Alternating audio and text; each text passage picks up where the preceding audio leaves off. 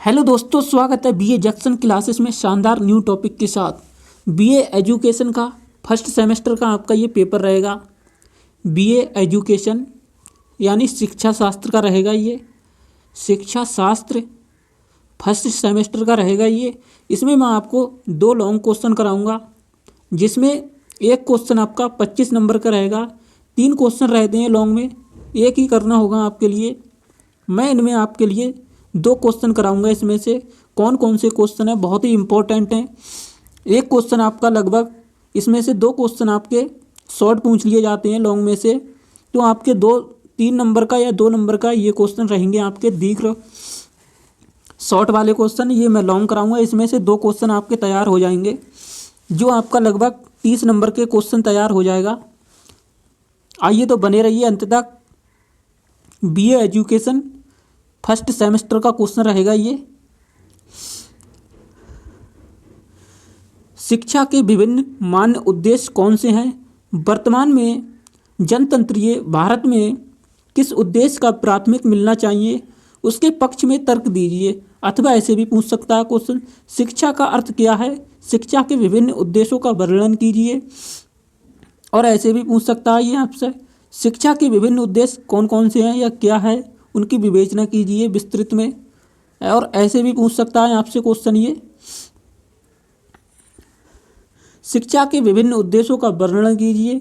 आप किस उद्देश्य को सबसे अधिक महत्वपूर्ण समझते हैं और क्यों? समझाइए। वर्तमान परिस्थितियों में हमारी शिक्षा के उद्देश्य क्या होने चाहिए, उदाहरण सहित समझाइए। प्रश्न 2 आपका ये रहेगा, विद्यालय क्या है? विद्यालय को शिक्षा का प्रभावपूर्ण साधन बनाने के लिए उपाय का उपयोग कीजिए और इसका उल्लेख लिखिए विस्तृत में। अथवा ऐसे भी पूछ सकता है आपसे क्वेश्चन कि विद्यालय से आप क्या समझते हैं? शिक्षा के अभिकरण के रूप में महत्व पर प्रकाश डालिए। शिक्षा के औपचारिक अभिकरण के रूप में विद्यालय के महत्व स्पष्ट कीजिए। इस तरह निम्न तरह से आपका क्वेश्चन पूछ सकता है। जहां आपके लिए विद्यालय मिल जाए क्वेश्चन में, तो समझ लेना आपको यही वाला क्वेश्चन लिखना है जो मैं करा रहा हूँ अभी। तो आइए क्वेश्चन पहले की बात करें, शिक्षा के विभिन्न मान उद्देश्य कौन कौन से हैं? जनतंत्रीय भारत में उद्देश्य को प्राथमिक मिलनी चाहिए, पक्ष में तर्क दीजिए इसके। तो ये क्वेश्चन कराने वाले हैं अपना।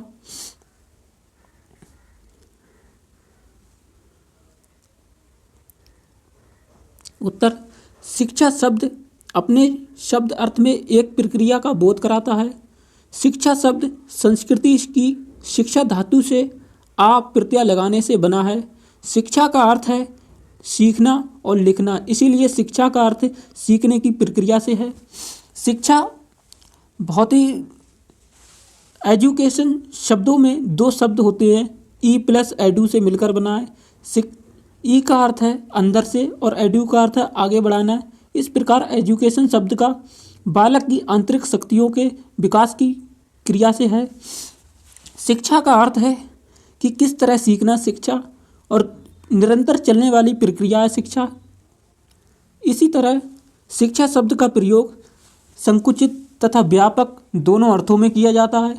संकुचित अर्थ में शिक्षा से तात्पर्य पुस्तकीय ज्ञान तथा विद्यालय में प्राप्त होने वाली शिक्षा है। ये व्यापक और शिक्षा ज्ञान का ऐसा भंडार है जिसे व्यक्ति जीवन पर्यंत अपने अनुभव से भरता है। ये शिक्षा जीवन पर्यंत यानी शुरू से लेकर एंड लो जिंदगी में व्यक्ति के शिक्षा निरंतर चलती रहती है, चाहे व्यक्तिगत शिक्षा हो या पारंपरिक शिक्षा हो या संस्कृति शिक्षा हो। इसी तरह इस ज्ञान के आधार पर व्यक्ति अपना सर्वगीण विकास करता है।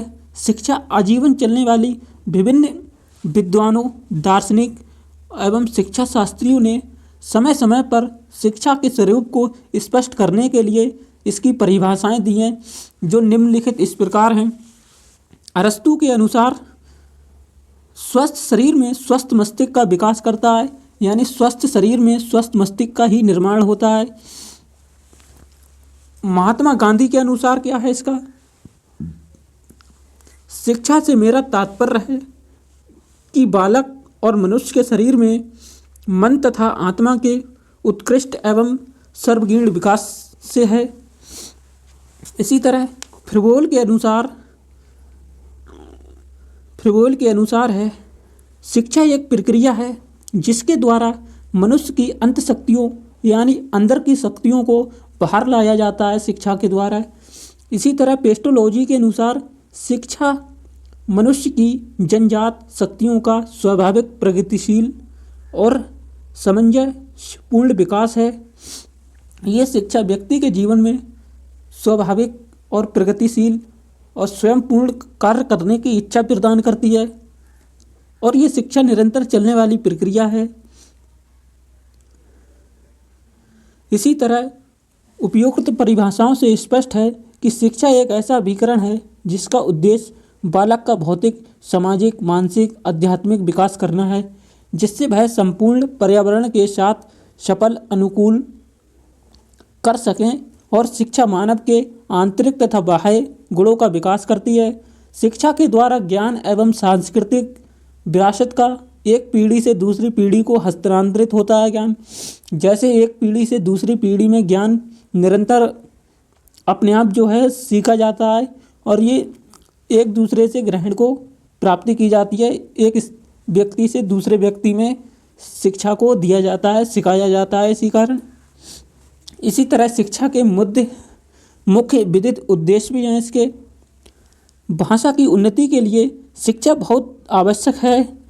जो लोग शिक्षा का प्रबंध करते हैं उनके हाथों में भावी समाज का निर्माण करने की शक्ति होती है, परंतु वे ऐसा करने में तभी सफल हो सकते हैं जब उन्हें शिक्षा के उद्देश्य का स्पष्ट ज्ञान हो या स्पष्ट उद्देश्य की स्पष्टता जानकारी के अभाव में शिक्षक होता है उसे पूर्ण ज्ञान होता है, तभी अपने छात्र को वो शिक्षा प्रदान करता है कि नहीं ये ऐसा किया जाएगा और ये आपका सिलेबस रहेगा। इसीलिए जानकारी के अभाव में शिक्षा छात्र को किसी भी दिशा में ले जा सकता है। जैसे शिक्षक जो होता है वो छात्र को भी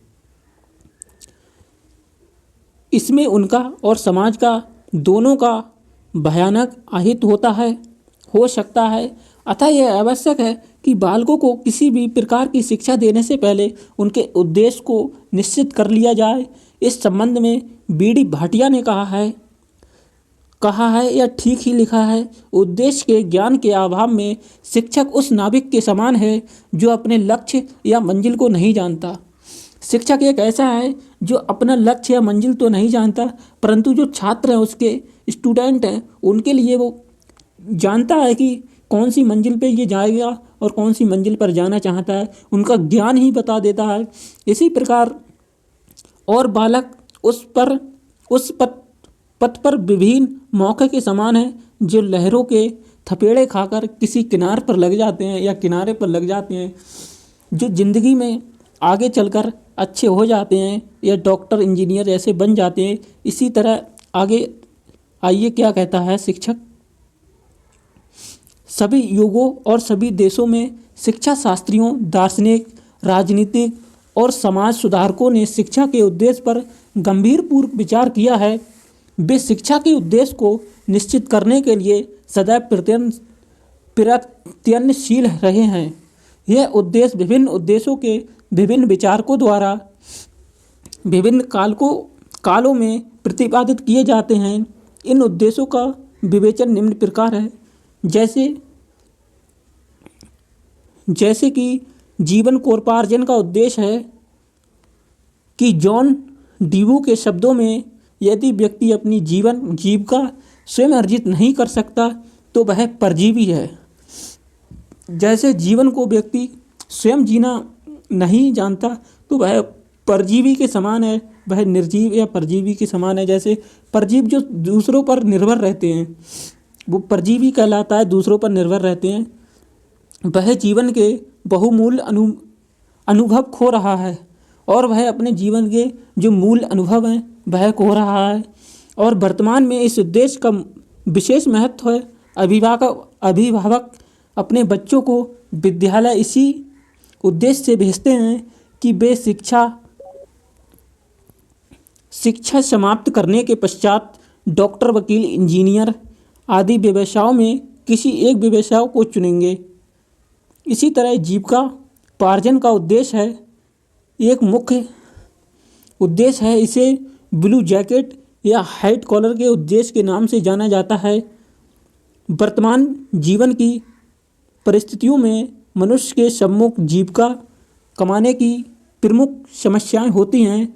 इसके अभाव में नागा ज्ञान अर्जन या चरित्र निर्माण की कल्पना नहीं की जा सकती। गांधी जी के मत अनुसार यानी गांधी जी के अनुसार वास्तविक शिक्षा बालकों के लिए बेरोजगारी के विरुद्ध बीमा होनी चाहिए। बेरोजगारी के विरुद्ध बीमा होना चाहिए बालकों के पास। ये दूसरा अवसर है गांधी जी के मत अनुसार।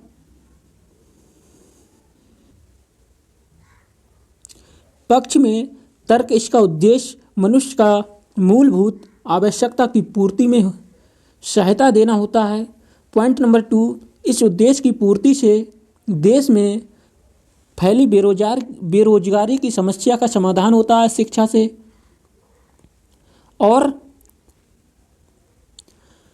पॉइंट 3, व्यावसायिक शिक्षा से कुशल डॉक्टर, इंजीनियर, वकील आदि की पूर्ति होती है। और व्यावसायिक शिक्षा में बालक की मूल प्रवृत्तियों का उचित प्रयोग होता है। विपक्ष तर्क एक की बात करें तो यह उद्देश्य एक अत्यंत संकीर्ण है, यानी ये उद्देश्य प्रति दर प्रति चलने वाला है। पॉइंट नंबर 2, व्यावसायिक शिक्षा समाज में प्रतिस्पर्धों को जन्म देती है और यह उद्देश्य जीवन में भौमिकता को अधिक महत्व देता है। यह समाज में यंत्रीकरण को प्रोत्साहन देता है। यह उद्देश्य एकांकी है। यह उद्देश्य व्यक्ति को बौद्धिक संपन्नता तो देता है किंतु जीवन के उच्च पदों के लिए तैयार नहीं करता। और शिक्षा एकमात्र ऐसा है जो बालकों को पेट भरने के योग्य बनाना नहीं है। और एक सांस्कृतिक विकास का उद्देश्य किस प्रकार है?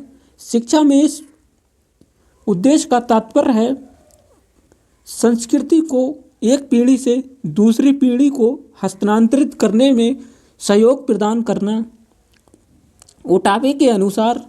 ओटावे जो हमारे लेखक हैं उनके अनुसार शिक्षा का कार्य समाज के सांस्कृतिक मूल्यों और व्यवहारों के प्रतिमानों को अपने तरुण और शक्तिशाली सदस्यों को प्रदान करना होता है।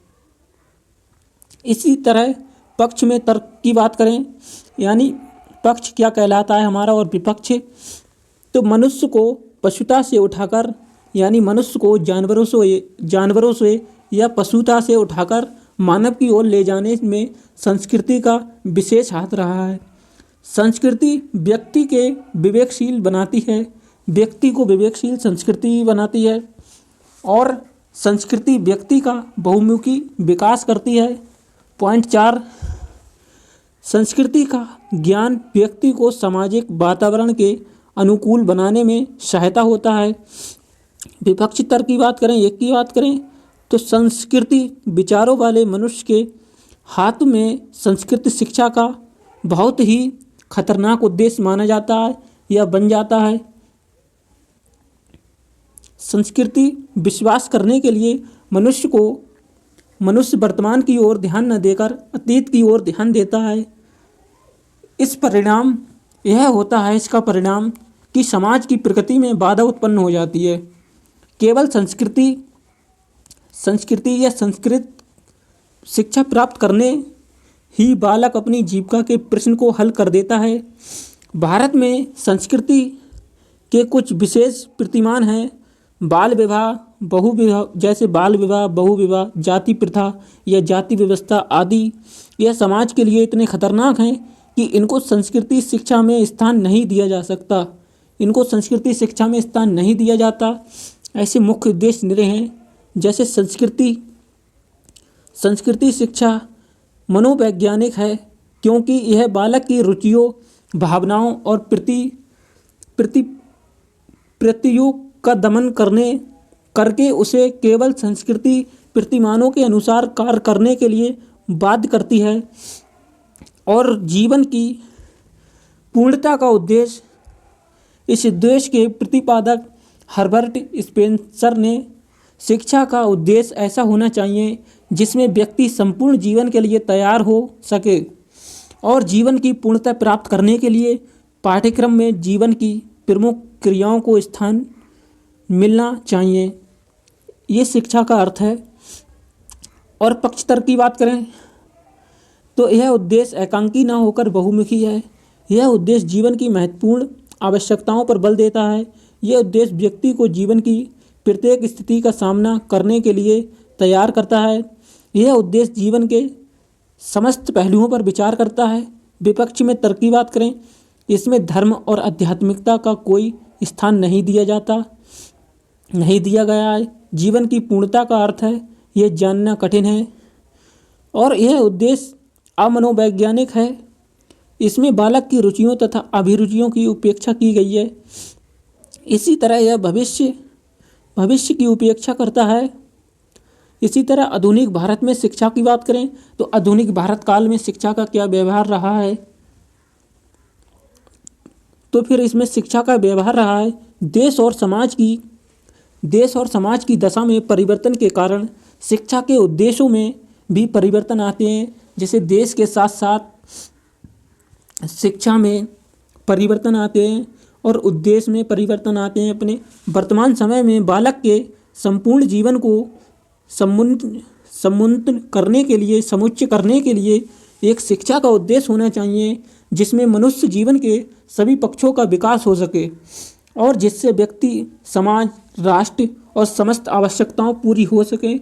इसमें शिक्षा के अंतर्गत आती हैं ये शिक्षा का शारीरिक तथा मानसिक विकास हो सके, उसका चरित्र गठन हो सके, अपने जीविका को उपार्जन के लिए वह कोई व्यवसाय सीख सके।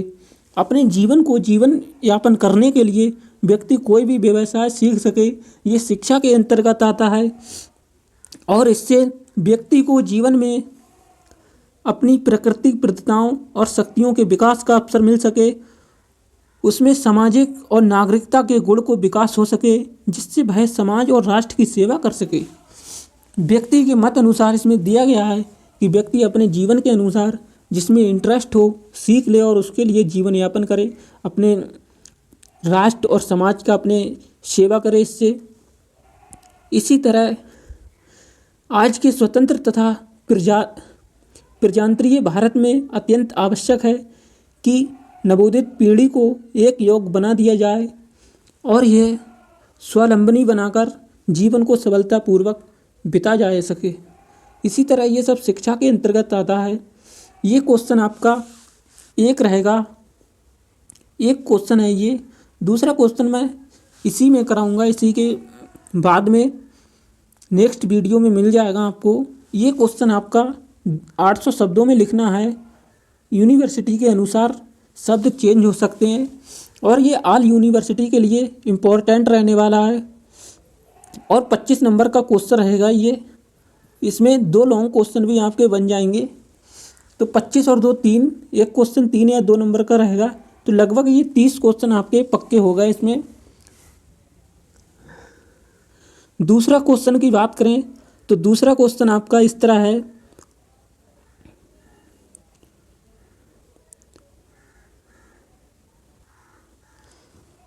थैंक यू दोस्तों, मिलते हैं नेक्स्ट क्वेश्चन के साथ। धन्यवाद।